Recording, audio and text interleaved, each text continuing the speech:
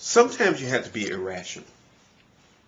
And what I mean by irrational is that sometimes you have to believe things, even when you don't have evidence, even when things don't seem to be, that it's going to work the way you think it's going to work.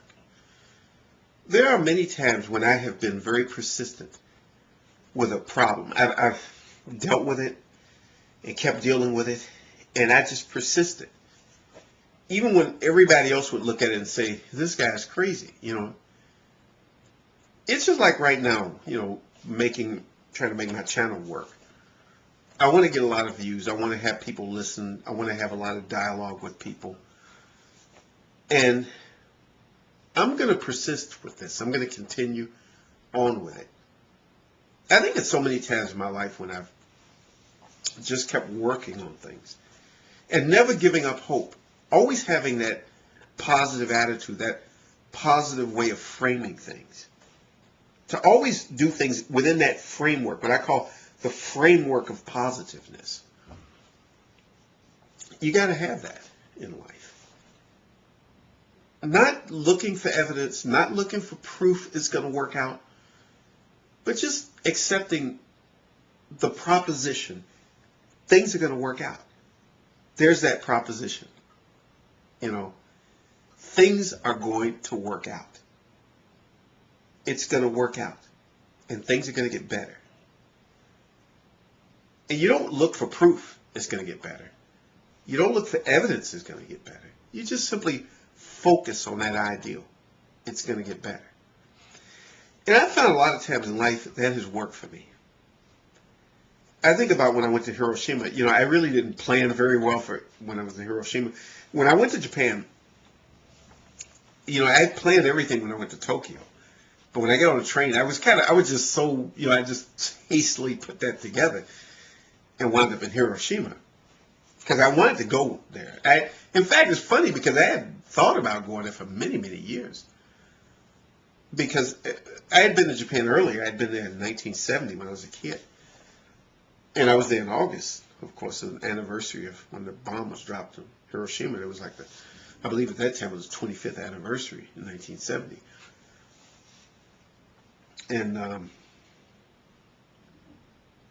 I thought about it, even at 10 years old, thinking about it, feeling sad about that. Wow, this terrible thing happened. And I thought, maybe one day I'll go to Hiroshima. If it's still there. I wasn't even sure the city was still there. And then, so in 2004, I went to Hiroshima. But anyway, I was there at the train station, having poorly planned things. I just took the train from Tokyo to Hiroshima. And there I was. Get off the train. I said, okay, now how am I going to get to my hotel? I got to figure this out. But even though I didn't really have a map, I didn't have anything. I had a map. Actually, somebody gave it to me, and everything was written in Japanese, and I'm trying to ask people questions and stuff. Somehow I just had hope and just this faith that somehow I was going to find my way to my hotel, and then I got lucky. I say lucky.